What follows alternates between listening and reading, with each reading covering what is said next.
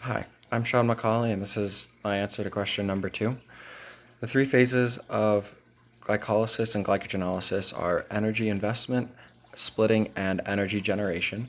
The energy generation phase of glycolysis is the phase in which the cell uses 2 ATP molecules to break down the glucose molecule into 2 molecules of glyceraldehyde 3-phosphate.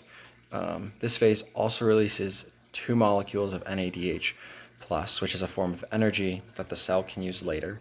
Now, the energy investment phase of glycogenolysis is a phase in which the cell uses 1 ATP molecule to break down a molecule of glycogen into glucose 1-phosphate. This phase also releases 1 molecule of NADH, which is a form of energy that the cell can use later as well.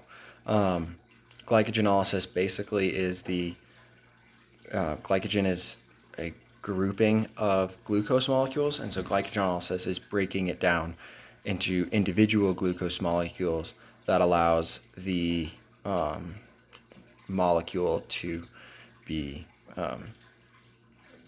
dealt with easier by the phases of glycolysis.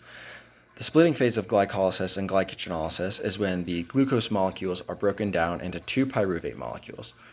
Glycolysis involves the breakdown of glucose into 2 molecules of pyruvate, while glycogenolysis is the breakdown of glycogen, stored glucose, like I said earlier, into glucose molecules. Both processes involve the hydrolysis of the glycosidic bonds between glucose molecules. During the splitting phase, the glucose molecule is cleaved by enzymes, releasing the energy in the form of ATP and producing pyruvate.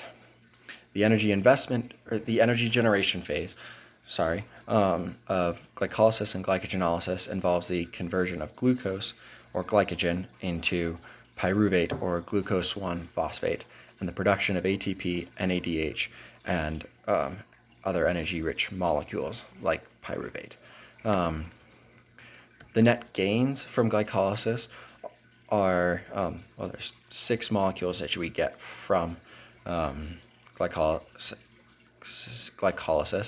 These are 2 ATP, 2 NADH+, and 2 pyruvate, with the net gain of glycogenolysis being 3 in the muscle and 2 in the liver, since it happens in both. Glycogenolysis happens in the muscle in order to just help support muscle contraction by releasing ATP during the energy generation phase, when it breaks it down into glucose, and then glycolysis breaks the glucose down. But also it happens in the liver in order to support healthy blood sugar levels.